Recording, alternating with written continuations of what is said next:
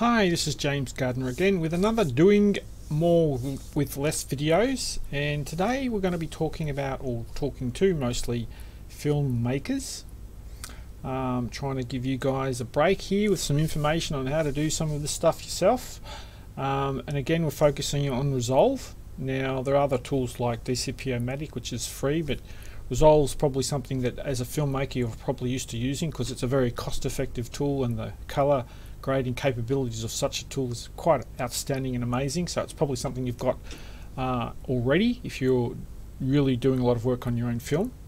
And today I'm going to really show you, if you have a film that you've done and it's in a standard rate like a 25 rather than the 24, still, even though SMPTE DCPs are the standard and SMPTE DCPs do support other frame rates apart from 24, it's still best and safest to go with 24 if you plan to go for any sort of wider release, because there are quite a few older cinema equipment out there that are not capable of doing anything but 24 frames a second. So you still need to know how to deal with those sort of issues. But you know, if you know where you're going and the target cinema you're going to, using a 25 frame or even potentially a 30 frame per second master, there's only integer based frame rates in DCI, so 29.997, that will have to be converted to 30. And other bits and pieces like that you should be aware of. But if you are a cinema filmmaker and you do need to get something to the cinema, and I'm going to show you how to do that with Resolve today. It's very fast compared to any other software. Like DCP would literally take 10 to 20 times longer to create your DCP compared to this tool on the same system. So let's have a look at the software today. We'll get to the media tab again. We'll start with the media tab. And in this little demo we're going to be working with, okay, there's this gut film that I converted for a film festival quite a while ago. So it came to me, as you'll see here, a typical film. It currently says 24 frames a second, but it was actually created at 25, and I've gone into here and told it to actually interpret it at 24 rather than 25 frames a second. And also you'll understand that I have the project or Resolve set up for a DCI format, which is not flat, which is 1998 by 1080. So that's the resolution I'll be working in for my flat container and when I'm going to render out to. So we'll have a look at that. So we've got those bits of content, and you'll also see that there's a 5.1 file. This is a 6-channel WAV file. In this case, I'll go through the different ways, but Resolve can convert your audio, but it is far better to go to an external tool to convert your audio, because Resolve simply it's not designed to do that too well. It'll do it in real time on the timeline here, but most tools like Isotope or Audition, for example, to doing a really well anti-A-list and converted with high quality, no artifacting, is actually quite a slow process. Can take as long as the film itself to do a really good job, and you would need to go to a tool which is specifically designed to do that. But you know, that could be something that's done after. Now, one of the things I do want to mention, if you are finishing for a film and you are using let me just get up close here. If you are finishing for film release and you are going through a decent grade, most likely you're going through a Resolve or maybe something else. Resolve's very cost effective, it's very common with independent films. And you may have a color grader and he's grading the film in Resolve to a grade 1 monitor or a color grade monitor, and you're looking at the colors, etc.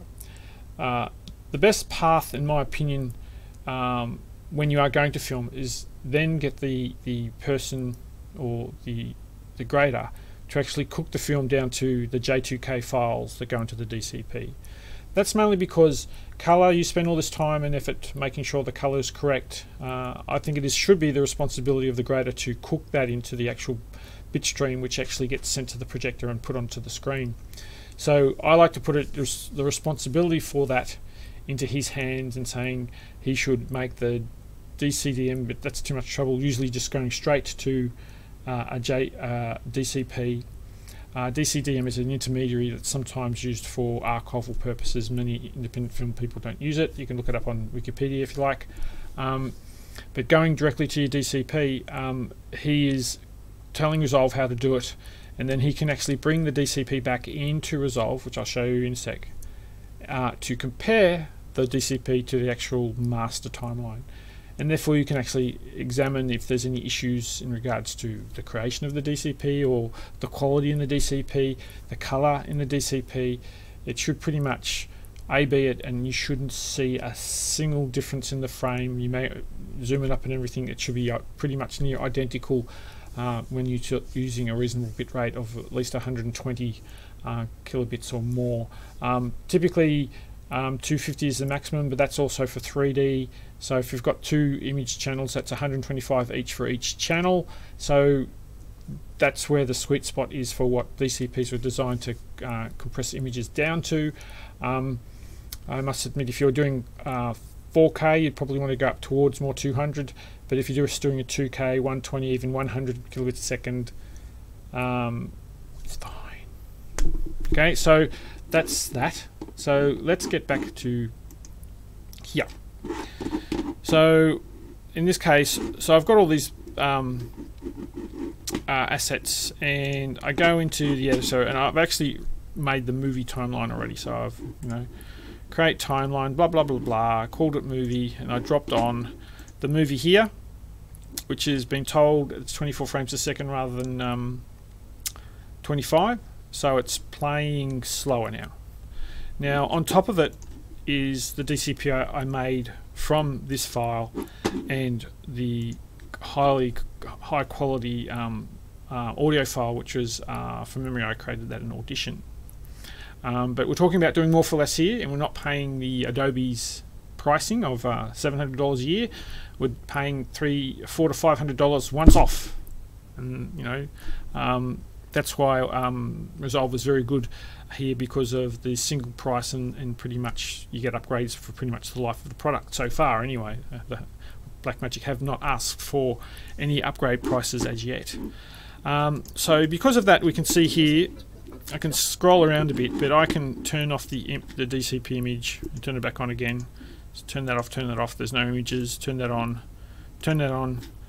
Pretty much you can't tell the difference in the picture, and that's the way it should be. So if you've done this correctly, that's the way it should be. So I basically would render off, I'm not going to do it now because it would take 15-20 minutes to render it off. And I'm not going to do that right now. So if rendered off, bring it back in like this file here on the timeline. After I've rendered off, I bring it back into Resolve, put it on the timeline, and I can compare it to any particular section you may want to jump to, for example, the high contrast, more difficult sections of the film to compress. You may want to have a little A/B look there to make sure everything is going according to plan. And it's a really good job to do all that. So when the DCP does leave the hands of the colorist, everything that you've done in the grading room, etc., has been cooked into those files before they go out to anyone else. I've seen, because there is a bit of color science and everything going into creating DCPs, and it's all too common. I've seen some of the more cost-effective DCP creation guys out there haven't really got their bit depth and color, their LUTs, etc., all right on spot for when they actually do the conversion from your possible P3 color space MOV files to the actual DCP. So going straight out of Resolve, which is working in the high bit depth, and all the color management's in there already, making sure it's all working. It's a safer path, more cost-effective path than my book. And if you did either want to go to a wider release later on, you can actually just reuse those J2K files in that original DCP and give that to a company which may be doing a more mainstream, with captions and subtitles and hearing impaired audio could be all added to that.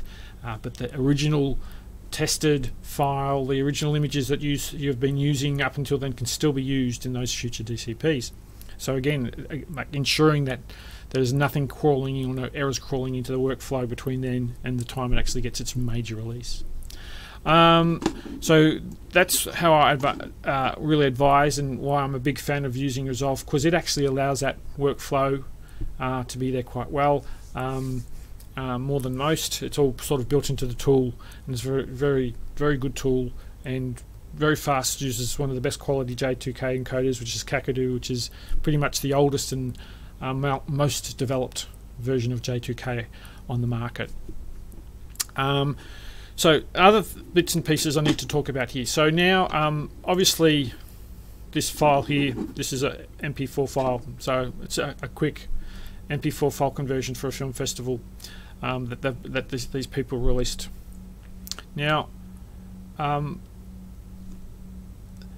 it was at 25 frames a second, of course, because it was more done for a mainstream consumer release. But now we're going to cinema, and we really try and need to, unless you know you're going to a place that knows how to place SMPTE 25 frames a second, it's probably better to convert it to 24. So in this case, this is a while ago, it was being converted to 24. So we told it to go from this file, even though it was 25, we told Resolve to treat it as a 24. So that made it play slower, made it play longer. But at the same time, the audio would have to play longer as well. So that's where you get into trouble here. So I'll show you how. So I'll go to the Fairlight tab, and this will get you through in terms of fixing the audio in Resolve very quickly. If you don't have a correct tool to do a high quality stretch and pitch conversion, this will still get you there if you just want to get there. You could go back and do it properly at a later date with someone who's got better software, but this will get you here in Resolve. So if we're looking at the timeline here, we'll actually go back to the start, because there is a section here which is very good for listening to compare. So you've got this tone here at the start of the film. Now if I turn one on, off, and turn the other one on, the tone pretty much sounds the same. But if I put it on the original, actually I need to not mute that one and mute the 5.1, and I come down here and I turn off the pitch correction, that's not right at all. It doesn't sound anything like what it should sound like. That's what it should sound like with the pitch conversion from 25 to 24. And that's what it sounds like if you speed it from 25 to 24 and just let the pitch conversion be, that changes the pitch, of course, when you're changing the speed. Now, this pitch conversion, obviously it's not the best quality, but it will get you there. And so how did I do that? Well, you'll see here pretty much all I changed was, these are the parameters for the pitch conversion. Negative 70.7 on this value here is basically what is required when you're going from 25 to 24 frames a second. Again, this is the best way to do it, but it will get you there. And all you're really doing is dropping the movie on the timeline and hitting render, and you will get a reasonable result. So yeah, so other aspects you need to know. So that's pretty much the most things you need to know when you're going from 25 to 24. You can do other things as well as, possibly use 2-channel to 5-channel conversion tools. I'd really recommend use a high quality one there, or do get some audio guy to possibly look at that. There are some plugins out there that will do pitch 2-channel to 5.1 channel at a decent job, considering it's a plugin where it actually removes the dialogue and puts it in the middle and tries to keep the ambient sounds in the fronts and the surrounds. So it sounds more like a proper cinema mix rather than just pushing some of the left and right into the center channel. I do where is it? I do recommend doing some sort of 5.1 version of your file, or even a cost-effective conversion to 5.1. Because it sounds a lot better in the cinemas using a 5.1 or utilising the centre channel in some particular way, even if you just take some of the sides and put it in the centre. because the rooms are really set up that way, and people are used to hearing audio like that in that way.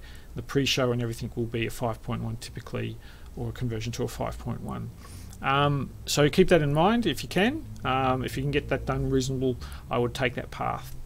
Yeah, so other aspects that we need to consider as well. So we'll go back to the software for a sec.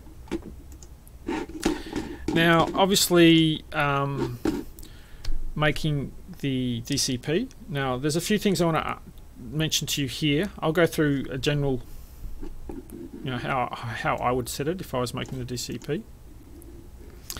So you'll see here we want to go to DCP.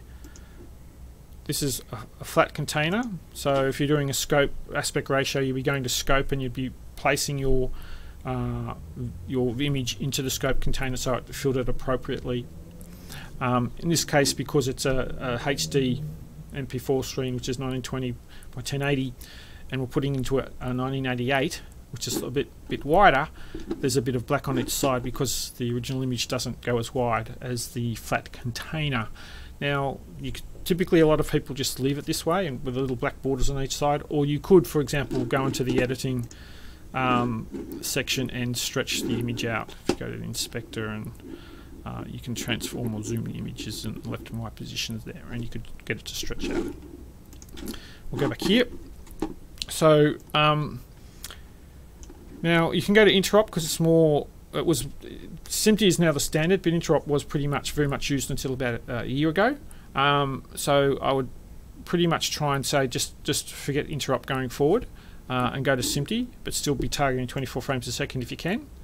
Megabits a second, again, 250 is the max, but that's the max for considering 4K and 3D, etc. And if you're just a typical 2K release, which most people are doing, you don't really need to go that high. 100's fine a lot of the time, but 120, 125 is sort of up there. But again, if you're worried at all, after the render's done, re-import it, drop it on the timeline, have a comparison, and see how you feel.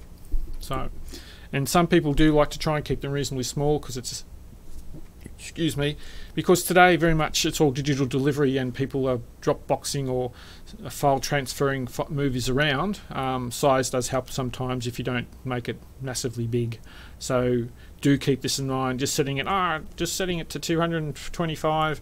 Who cares? It's just going around on hard drive. Well, it does matter. It costs you money to send files, and if that's the standard way of sending content around in the future, going forward, just compress it to the right level that's keeping the quality without without compromise, but not just throwing every bit at it because it doesn't matter. That's not the case anymore. Be careful with your bits. Yeah, okay. Everything else should pretty much be left at default. Doesn't really need to be changed. The only real thing you really need to go to is where is it? Okay, this is where you say. So this is the name of my DCP. Well, this is called you'll see here we're building the Digital Cinema Naming Convention. So if you're new to doing DCPs, the file names that are used, or it's a directory actually, because all the essence files live under this directory that'll be created, and this is how it'll also be identified in the software and the players. It's called the DCP Naming Convention because it has a lot of information about the file that you're going to be making. So obviously this is a feature, so we'll change it to feature, right? And we'll go back into here again. So it's now feature. It's flat. Now this is 5.1, for example. There's other bits and pieces. If it's SMPTE, I always tend to put SMPTE. The resolution, you can put that in there as well.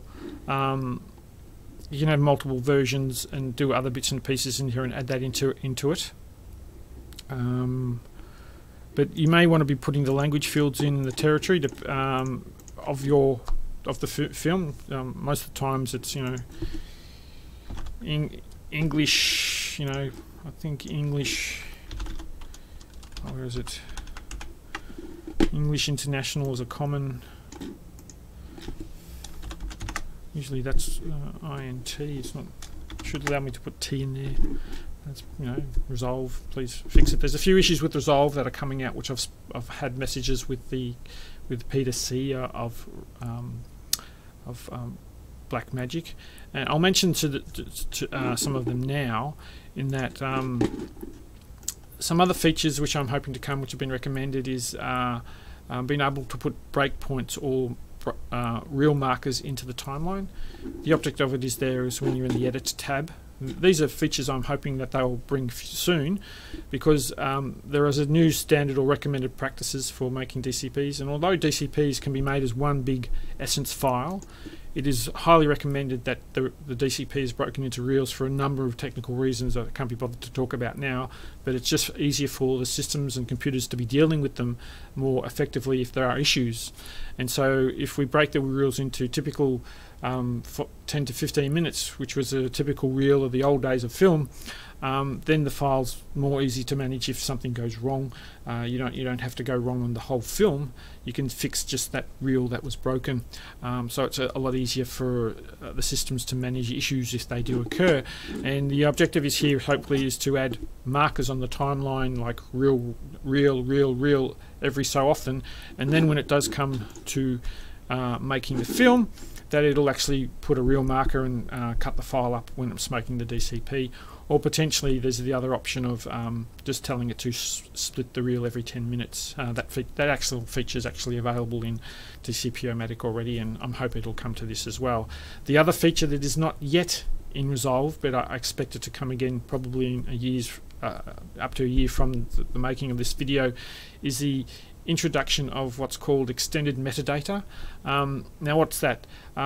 Some of the fields in here are going to be expanded so they're easier to read, and they'll be in extended metadata. So when you make a DCP, there's what's called a CPL file, which describes it's like a timeline or a edit decision list on how to treat all the essence files, the video files and the audio files, and how to play it out onto the screen.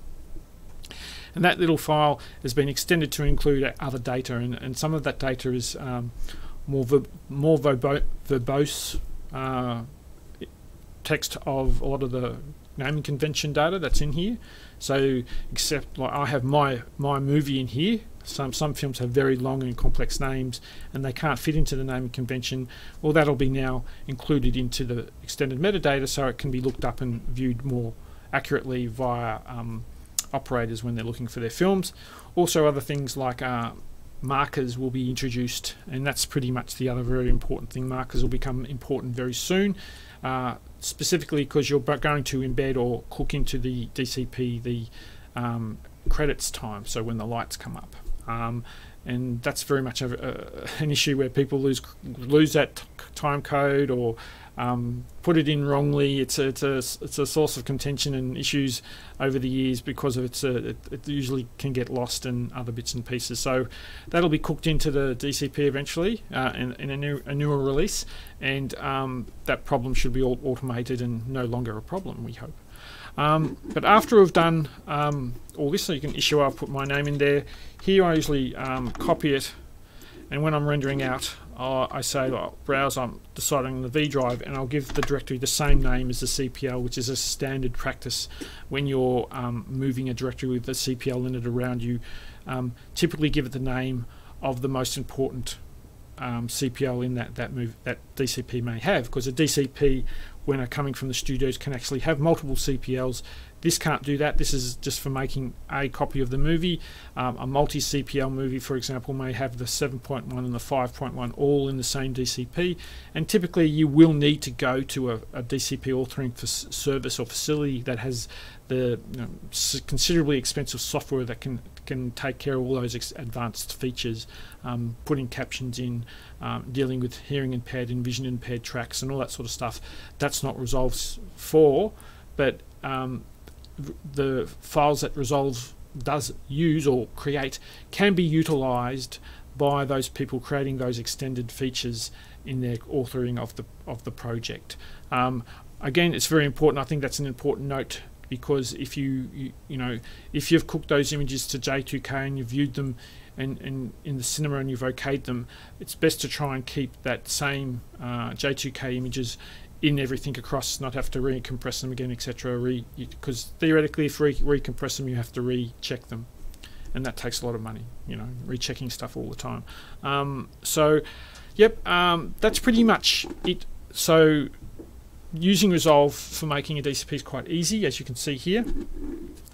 Well, basically, after you've done all those changes, you add to queue and you hit render. You wait for a while. You know, this machine I've got will render for 3 times real time. So for movies an hour, it'll take 1/3 that time. So very fast with this commercial version of Resolve Studio and the actual commercial version of Kakadu encoder. It's very fast too. So again, that time alone, just creating DCPs, the time savings, because using the free tools can literally take 10 to 20 times to render, which is a long time.